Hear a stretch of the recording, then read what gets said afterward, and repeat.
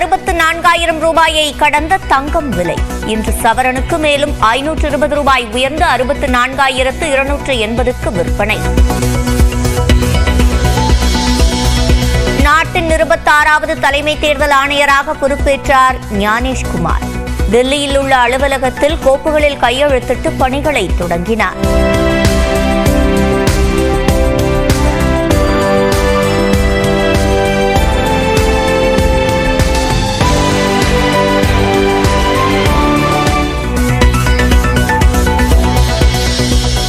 தேர்தல் ஆணையர் தேர்வுக்குழுவிலிருந்து உச்சநீதிமன்ற தலைமை நீதிபதி நீக்கப்பட்ட வழக்கு இன்று விசாரிக்கிறது உச்சநீதிமன்றம்.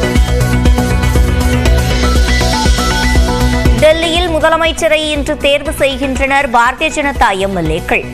பர்வேஷ் வர்மா, விஜேந்தர் குப்தா உள்ளிட்டோர்களில் ஒருவர் தேர்வாக வாய்ப்பு.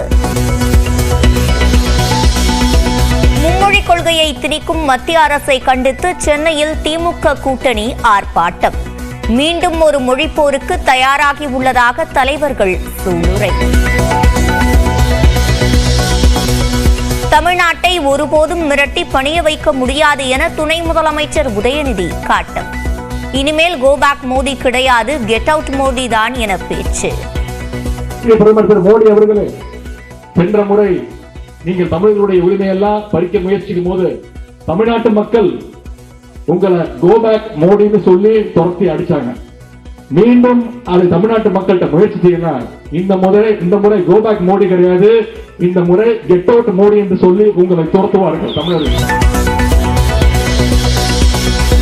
புதுக்கோட்டை அருகே 7 மாணவிகளுக்கு பாலியல் தொல்லை அளித்த விவகாரம். கைது செய்யப்பட்ட அரசு பள்ளி உதவி தலைமை ஆசிரியர் பணியிடை நீக்கம். புதுக்கோட்டை மாவட்டம் பொன்னமராவதி அருகே சரக்கு வாகனத்திற்குள் நாகப்பாம்பு.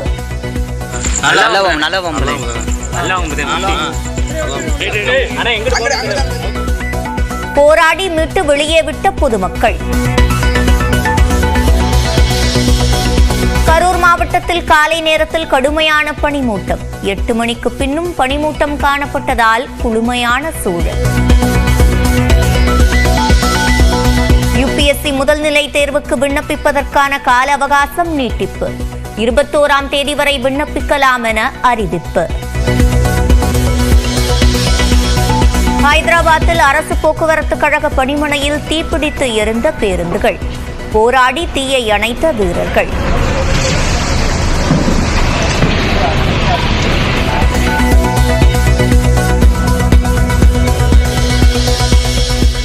அடுத்த ஆண்டு முதல் ஆண்டுக்கு 2 முறை 10ஆம் வகுப்பு பொதுத் தேர்வு நடத்த சிபிஎஸ்இ திட்டம்.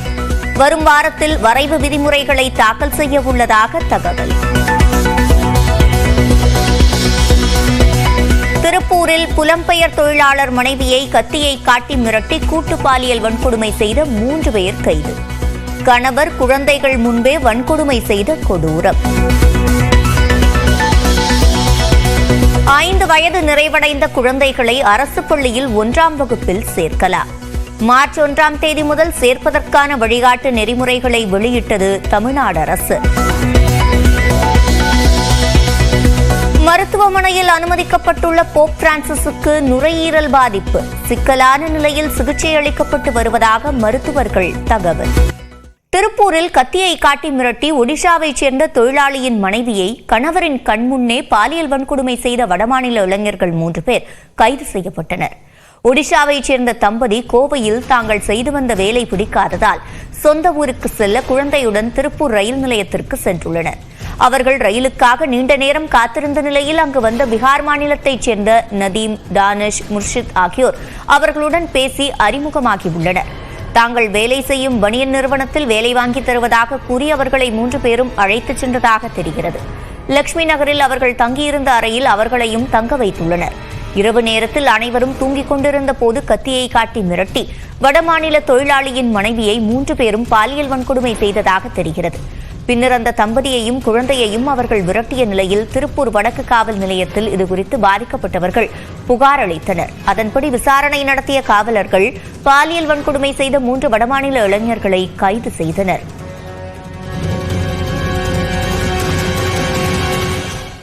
மும்மொழி கொள்கையை ஒருபோதும் ஏற்க முடியாது என்றும் மீண்டும் ஒரு மொழிப்போர் நடத்த தயார் என்றும் திமுக கூட்டணி கட்சிகள் தெரிவித்துள்ளன.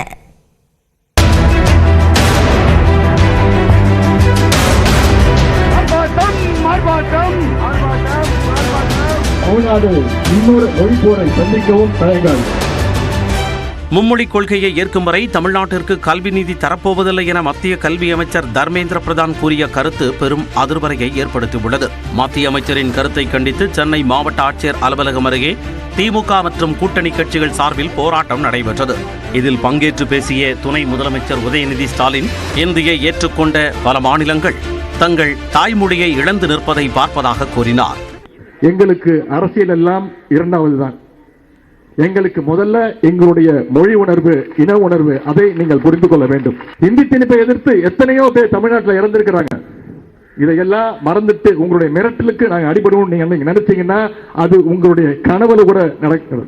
தமிழ்நாடு இன்னொரு மொழிப்போரை சந்திக்கவும் தயங்காது என உதயநிதி ஸ்டாலின் கூறினார். முன்னதாக பேசிய தமிழக பள்ளி கல்வித்துறை அமைச்சர் அன்பில் மகேஷ், புதிய கல்விக் கொள்கை மூலம் 43 லட்சம் மாணவர்களின் வாழ்க்கையை மத்திய அரசு கெடுப்பதாக தெரிவித்தார். முதல்ல தேசிய கல்வி கொள்கைக்கும் நமக்கு எப்பொழுதும் வருடம் வர வேண்டிய சமகர சிக்ஷா அபியான் என்கிற நிதிக்கு சம்பந்தமே கிடையாது. ரெண்டுத்தையும் இன்னைக்கு ஒன்னா குழப்பி இதை ஒத்துக்கிட்டாதான் இதுக்கு போனா, இதை ஒத்துக்கிட்டாதான் அதுக்கு போனா, நீ சொல்றது எப்படி தெரியுமா இருக்கு? நடிகர் அஜித் குமார் படத்துல ஒரு ஆட்டோல இருக்கிற சைடு மிரரை அட்ஜஸ்ட் பண்ணாதான் வண்டி ஸ்டார்ட் ஆகும்னு சொல்றாரு பாருங்க, அந்த மாதிரி இருக்கு. இதேபோல தமிழ்நாடு காங்கிரஸ் கமிட்டி தலைவர் செல்வ பெருந்தகை, மதிமுக பொதுச் செயலாளர் வைகோ, விசிக தலைவர் திருமாவளவன், இந்திய கம்யூனிஸ்ட் மாநில செயலாளர் முத்தரசன் ஆகியோரும் மத்திய அரசை கண்டித்து பேசினர். மும்மொழி கொள்கை படித்தவர்கள் இருமொழி கொள்கை படித்த தமிழ்நாட்டில் வேலை பார்க்கிறார்கள் என்பதை நீங்கள் மறந்துவிட வேண்டாம். தமிழக அரசை அச்சுறுத்தி பார்க்கவோ நினைத்தால் மோடி அவர்களே, உங்கள் காலத்திலேயே இந்தியா துண்டு துண்டாக சிதறுகிற நிலைமை ஏற்படக்கூடும். PMC என்கிற பள்ளியை ஒருபோதும் திறக்க மாட்டோம், அடித்து சொல்லுகிறோம். சட்டமன்றத்தில் தீர்மானம் நிறைவேற்றுவதற்கு இன்றைக்கு தமிழ்நாடு அரசு தயாராக இருக்கிறது. அதாவது கல்விக்காக ஒதுக்கப்பட்ட பணம், அந்த கல்விக்காக ஒதுக்கப்பட்ட பணத்தை நான் சொல்றபடி நீ கேட்டாதான் கொடுப்பேன் அப்படின்னா சர்வதிகாரத்தின் உச்சம் இது. மும்மொழி கொள்கை ஏற்க தமிழ்நாட்டின் அனைத்து கட்சிகளும் மறுப்பு தெரிவித்து வரும் நிலையில் மீண்டும் ஒரு மொழிப்போர் ஏற்படும் சூழல் உருவாகியுள்ளது. பெங்களூருவைச் சேர்ந்த ரியல் எஸ்டேட் நிறுவனத்தின் தரவுகள் அழிந்த விவகாரத்தில் அமேசான் நிறுவனம் மீது சைபர் கிரைமில் புகார் அளிக்கப்பட்டுள்ளது. அமேசானால் கோடிக்கணக்கில் பணத்தை இழந்துள்ளதாக தெரிவிக்கப்பட்டுள்ள புகார் பின்னணியை விளக்குகிறது இந்த செய்தி தொகுப்பு. பொருட்களை டோர் டெலிவரி செய்யும் ஆன்லைன் சேவை முதல் திரைப்படங்களை வீடுகளுக்கே கொண்டு வந்து சேர்க்கும் OTT வரை என பல்வேறு சேவைகளை வழங்கி வரும் நிறுவனம் அமேசான். உலகெங்கும் பல்வேறு பகுதிகளில் கிளை பரப்பியுள்ள இந்நிறுவனம் அமேசான் வெப் சர்வீசஸ் என்ற பெயரிலும் சேவைகளை வழங்கி வருகிறது. கிளவுட் ஸ்டோரேஜ் என்ற பல்வேறு நிறுவனங்களின் தரவுகளை சேமித்து வைப்பது உள்ளிட்ட சேவைகளை இந்த அமேசான் வெப் சர்வீஸ் வழங்கி வருகிறது. இந்த அமேசான் நிறுவனத்திற்கும் பெங்களூருவைச் சேர்ந்த ஆதர்ஷ் டெவலப்பர்ஸ் என்ற ரியல் எஸ்டேட் நிறுவனத்திற்கும் தற்போது மோதல் ஏற்பட்டுள்ளது. அந்நிறுவனத்தின் தரவுகளை பாதுகாத்து வந்த அமேசான் அதை அப்கிரேட் செய்து தருவதாகவும் அதனால் தகவல் பாதுகாப்பு வெகுவாக அதிகரிக்கும் என்றும் அமேசான் பிரதிநிதி உறுதியளித்ததாக கூறப்படுகிறது. 2027 ஆண்டு வரை இந்த சேவை வழங்குவதற்காக சுமார் 89 லட்சம் ரூபாய் கட்டணம் எனவும் ஒப்பந்தம் போடப்பட்டது. ஆனால் இந்நிறுவனத்திற்கு பேரிடியாக 6 ஆண்டு கால தரவுகள் அழிந்து போன தகவல் கடந்த ஜனவரி 9ஆம் தேதி தெரியவந்துள்ளது. 6 ஆண்டு கால ஒட்டுமொத்த தரவுகளும் காணாமல் போனதால் வாடிக்கையாளர்களிடம் நிலுவைத் தொகையை பெற முடியாமல், வரியும் கட்ட முடியாமல் நிறுவனம் பெரும் சிக்கலில் தவிப்பதாகவும் புகாரில் தெரிவிக்கப்பட்டுள்ளது. தரவுகளை இழந்ததால் நாள் ஒன்றுக்கு 5 கோடி ரூபாய் என ஜனவரி 31ஆம் தேதி வரை 150 கோடி ரூபாய் அளவுக்கு நஷ்டம் ஏற்பட்டுள்ளதாகவும் புகாரில் குறிப்பிடப்பட்டுள்ளது. புகாரின்படி அமேசான் வெப் சர்வீசஸ் நிறுவனத்தின் மீது வழக்கு பதிவு செய்யப்பட்டுள்ளது. இந்நிலையில் தரவுகள் பாதுகாப்பில் பின்பற்றப்பட வேண்டிய அம்சங்கள் குறித்து விளக்குகிறார் சைபர் குற்ற தடுப்பு நிபுணர் ராஜேந்திரன். டேட்டாவோட ஓனர், அவருக்கு டேட்டா ஃபைட்யூஷியரி, டேட்டாவை யார் ப்ராசஸ் செய்கிறார்களோ இவர் டேட்டா பிரின்சிபலுக்கு கடனாளி ஆவார், அவருக்கு ரெஸ்பான்சிபிளாக ஆவார்ங்கிற ஒரு ஃபியர் வரும், அந்த ஒரு பயம் இருக்கும் டேட்டா ப்ராசஸருக்கு.